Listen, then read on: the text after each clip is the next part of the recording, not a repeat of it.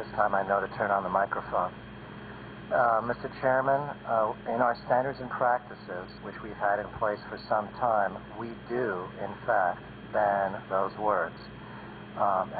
When we have music videos submitted to us, as we consider them for airing, if they contain those words, we will not air them. We will air them if they get edited, and we choose them for creative reasons. But it is part of our standards and practices applicable across our networks to ban those words and others that are derogatory terms from a racial point of view, gender, sexual orientation, and many other reasons. Mr. Bronfman? Well, distinct from Mr. Dauman's role as a distributor of content, we at Warner Music are creators of content. We don't think that banning that expression is an appropriate approach. We do, of course, sticker any content that would include the words that you described, the N-word, the B-word, the H-word. No content goes out of Warner Music with those words contained that doesn't explicitly warn parents that there is explicit content. And we make edited versions for distribution partners like Mr. Liggins and Mr. Dauman, whose standards and practices would not carry those words or explicit versions of the content that we create. But hateful language, sir, is in the eye of the beholder. It also is important that it is contextualized, and it is important that our artists have the opportunity to express the frustration that they have with the problems that, in their communities with which they live. And if you ask me, were I fortunate enough to be in a position many years ago, whether I would have distributed or stood behind the material of Lenny Bruce, I would have said yes. I think that's a legitimate artist who did use hateful words in a different context to express his opinion, and that's why I said I think this is a very contextual argument. As I said, at the end of the day, as much as we understand people's concerns and frustrations with the use of this language, it is very difficult as a producer of content to censor or limit artists. And so what we choose to do is to sticker that product so that parents and other guardians can make informed decisions about the content that we create. Mr. Morris? All right. I agree with Mr. Bronfman. I think they're horrible, evil words. I would never ban any word.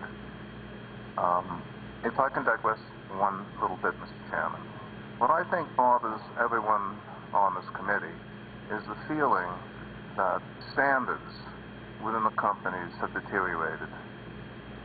And that's what the benefit of this meeting for me really is, that we will take these discussions back to our company and we'll ask them, do you feel that standards are very different, that they're lower than they were 10 years ago, lower than they were 20 years ago? And if so, can we improve them? I don't think you can improve anything. I just think it's to ban 3 words from any kind of musical or theatrical production. It just makes the bitches back by Elton John. You're not going to ban that song. So it is. But I do think we will take this back with us and deal with it in a proper manner. Mr. Liggins, I got about 5 seconds. Can you just... 5 seconds. I guess if somebody like Russell Simmons was able to convince artists not to use those words, there'd still be a coalition or a faction of renegades that through technology are increasingly able to even bypass the record companies and get straight to consumers through digital technology. So I think even if you had an effort by everybody up here and radio and Viacom, you're still going to have a leak in terms of exposure to the consumer. Okay. Mr. Zelnick. I suppose I have less than 5 seconds. Mr. Chairman, you know, I don't think a ban is a good plan. As Mr. Bronfman said, it depends on the context. If we're portraying good guys and bad guys, maybe the only way you can portray a bad guy is to put terrible language in that person's mouth. But I'm very much opposed to glorifying those kind of stereotypes and images. And interestingly, this is a conversation we have at our companies all the time. We had a conversation about one of those words you mentioned quite specifically, utterly without regard to this hearing, a couple of weeks ago. Degrading words and images shouldn't be glorified. They shouldn't be put in in the mouths of characters that people are going to admire.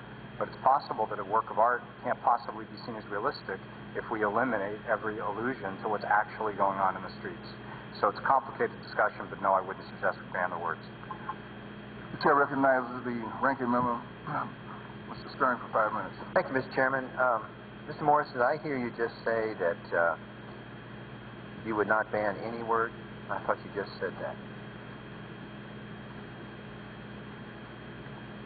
Mr. Morris? I'm trying to think if there's any word that I would ban. You said no, but you would not ban any word, and I guess... I beg your pardon?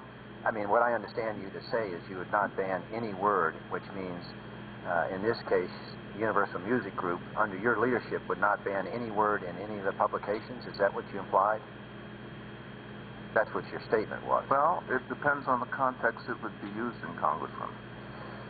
Well, I'm going to hand out to you some lyrics. It took me 30 seconds to pull up some lyrics for 50 cents. And you can read just the first 2 paragraphs of that. It has, as the chairman mentioned, it has the F word, the S word, the N word. We're also giving you lyrics we picked up in 15 seconds, the Cameron lyrics, which talk about explicit sex. And my question to you, in your mind, is this free speech to use these words and to talk about explicit sex in the song the way it is? You're welcome to read a few of those lyrics. Yes, in my mind, this is free speech, and this is what he wanted to say. It's not my place in this life to tell him what to say. And you feel that when a person uses those, which almost everybody in this room would be appalled. Would the gentleman yield? No, I will not yield. Everyone, I want to get a copy of what you're talking about. Oh, sure. I'll be glad to give you a copy. I think everybody in the room would be appalled to hear those words in a public forum. Yet you're saying here today that you would support and not ban any of that word in any of your publications at Universal Music, is what you're saying. That's correct, Mr. Congressman. I believe he has the right to say whatever he wants. That's my point of view. And so... By the way, as I, in my testimony, said before, all of this is reviewed by different committees within the company. Yeah. Mr. Bronfman, you said in your opening statement that you don't believe in any absolutes. Is that correct? You use those words, I don't believe in any absolute. And you go on to talk about this contextual argument, and everything has to be framed. And you talked about the Beatles and the Elvis Presley, and I think Mr. Liggins talked about Mark Twain. But in your opinion, there's really no absolutes at all in your business, that you can have the total freedom for an artist to say or do anything they want with no absolutes in terms of our culture? Well, I think that it is difficult to draw an absolute. We do review works. We are in constant dialogue with our artists. And as I said, when this material that you're referring to here specifically, Congressman, does get stickered. It is not generally available. It is not available. But can't you go on satellite radio and hear this, and it's not stickered, it's not deleted, and all these words on satellite radio you can hear? Isn't that true? Satellite radio is regulated by someone other than... I understand. But Warner Music publishes this. In fact, the one, the Cameron lyrics, is published by Warner Music, in which it talks all about explicit sex.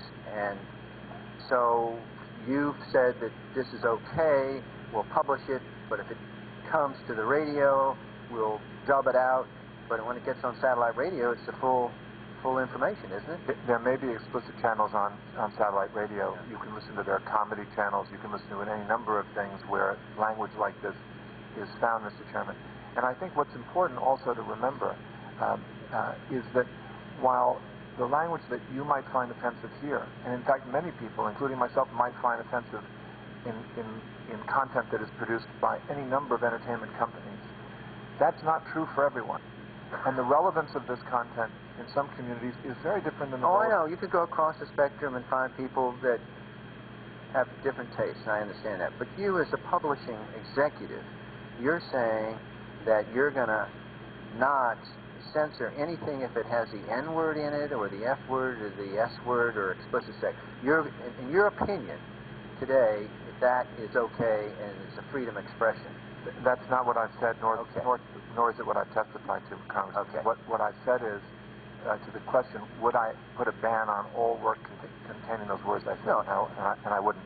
Do you support the Cameron lyrics as free speech? I do. Okay. So then you condone the words that are in here as free speech? I recognize my responsibility. Even in the cultural abhorrence of what Congressman, I recognize that my role as a citizen and my role as a corporate executive are two different things. Okay. Here's a question for you, Mr. Bronfman and Mr. Morris. Have you ever consulted with one of your artists about lyrics that they should or should not put in their work? The answer to that is yes. Yes. Mr. Morris? Yes. Okay. Mr. Chairman, before my time's off, is it possible that I could go across the aisle to answer that same question, whether they consult with their artists about the lyrics that should or should not be put in the work? Mr. Dauman? I do not. I entrust programming decisions to the people who run our networks. As I mentioned in my prepared remarks, Deborah Lee oversees BT Networks and people below her, Judy McGrath, as well as people who run their networks. And I believe they do their job very responsibly. So you have no interface then with the artist? I personally do not. Okay. And Mr. Liggins? I don't either. All of our programs. Mr. Zelnick? Yeah, the buck stops on my desk. I certainly do. I do it all the time. Sometimes I annoy people when I do it. So you'll actually call the artist up himself and just do that? Sorry. Okay. Yeah, okay. Thank you. Gentleman's time is up. Mr. Butterfield, recognized for 5 minutes.